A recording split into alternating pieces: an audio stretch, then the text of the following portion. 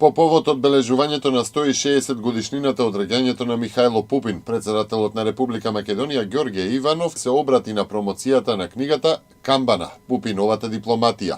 Организатори на промоцијата се амбасадите на Република Србија, Република Хрватска и на Босна и Херцеговина во Република Македонија, како и Македонскиот народен театар.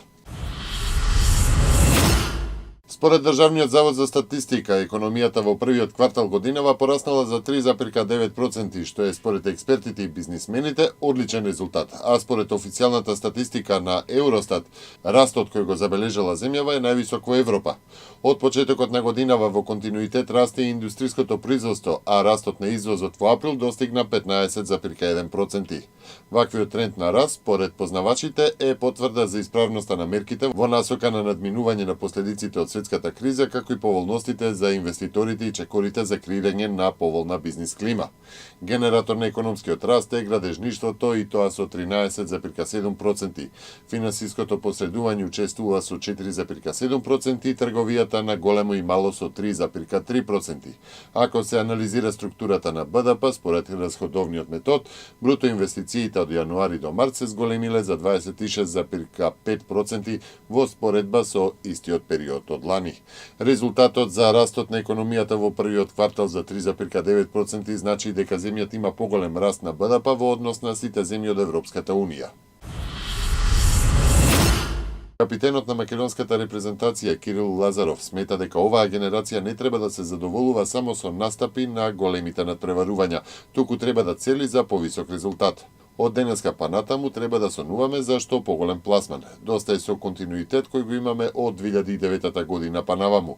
Мора да одиме на повисоко место. Не сме повеќе да се залажуваме со 10-ти места, затоа што имаме играчи од светски размери, играчи кои ги победувале и најдобрите на клупски план. Тој потенцијал мора да се искористи и со малку спортска среќа да одиме кон врвот, изјави Лазаров по синокешниот дуел со Грција. А Македонија синоќа победи Грција со 35-23 со двете победи над јужниот сосед во баражот за Катар 2015-та обезбеди четврто учество на светските првенства. Под наслови пораз и исклучување на националниот тим, грчките медиуми јавуваат за вчерашниот натпревар. Медиумите коментираат дека сино-белите не можеле да го издржат притисокот на домаќините и од играта била дефинитивно добра лекција, особено за помладите спортисти кои наредните години на својот грб ќе носат грчката репрезентација. Истакнува дека грчките ракометари направиле многу грешки во играта, пошто поразот бил неизбежен.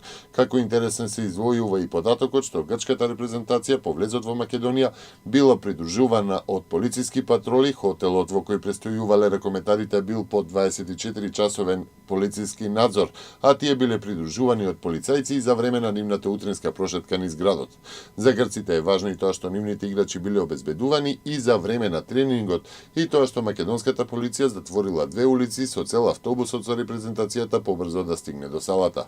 Спортските магазини исто така додаваат дека во салата за време на преварот имало 500 полицајци и 200 припадници на обезбедувањето.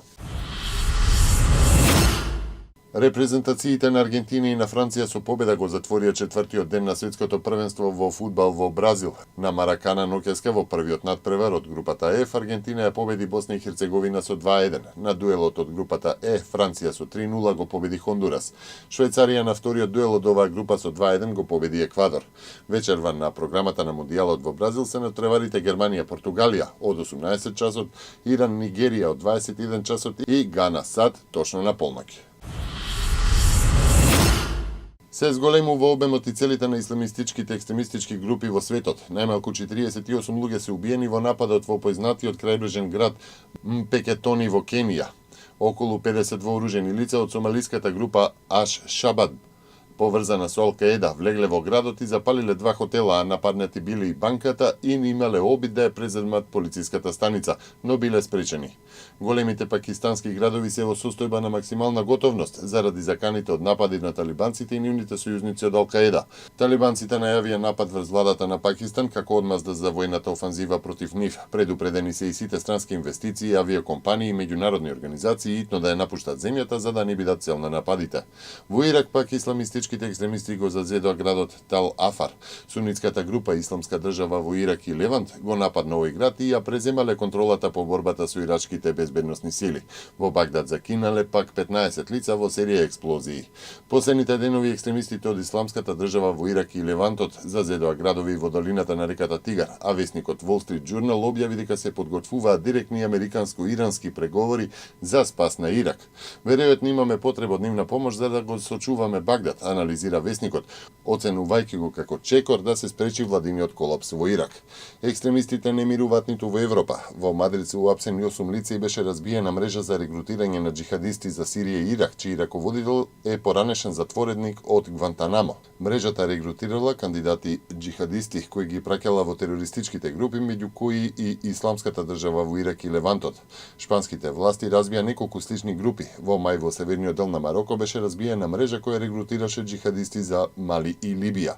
Операциите на шпанската полиција се координирани со полициите на другите европски полиции, кои почнаа со апсење на исламистички милитанти кои се подготвуваа или се враќаа во Германија, Франција и Белгија по војувањето на Сирискиот фронт или сега во сунитско-шиитскиот судир во Ирак.